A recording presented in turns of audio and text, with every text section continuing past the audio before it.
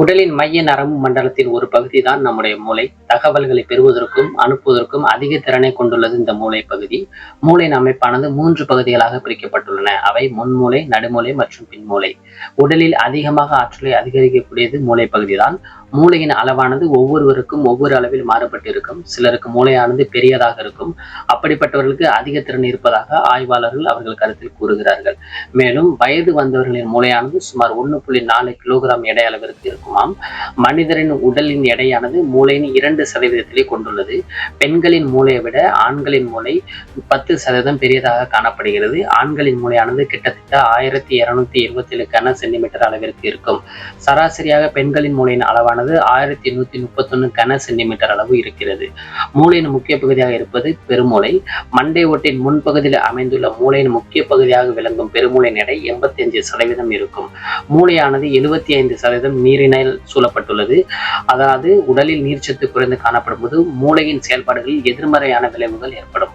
மனித மூளையானது சுமார் 18 வயதிலிருந்து வளர்ச்சி அடைந்து கொண்டே இருக்கும். 25 வயதில் முழு முதிர்ச்சியை மூளை அடைகிறது.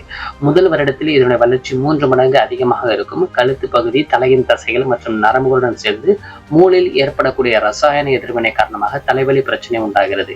மனித மூளையில் சுமார் 10,000 கோடி நியூரான்கள் உள்ளது.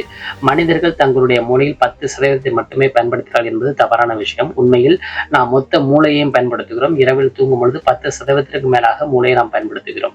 நீங்கள் கண்களால் பார்க்கக்கூடிய, மனதால் நினைக்கக்கூடிய, செய்யக்கூடிய எல்லா தகவல்களும் உங்களுடைய மூளையில் உள்ள நியூரான்களுக்கு இடையே நடைபெறுகிறது. நியூரான்கள் தகவல்களை வேறுபட்ட வேகத்தில் நகர்த்துகிறது. நியூரான்களுக்கு இடையில் தகவல்கள் அதிகபட்சமாக 402 கிலோமீட்டர் வேகத்தில் அனுப்பப்படுகிறது.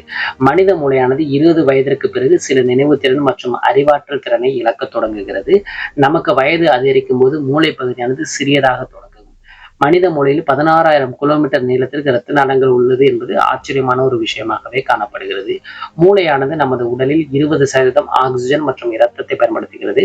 ஒவ்வொரு முறையும் இதயம் துடிக்கும் போது தமனிகள் உங்கள் இரத்தத்தில் 20 முதல் 25% அளவிற்கு மூளைக்கு எடுத்து செல்கிறது.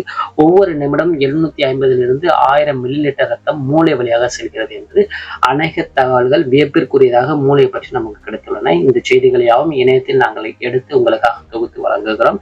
எங்கள் சேனலை நீங்கள் புதிதாக பார்ப்பீர்களே ஆனால் சப்ஸ்கிரைப் செய்து கொள்ளுங்கள். நன்றி, வணக்கம்.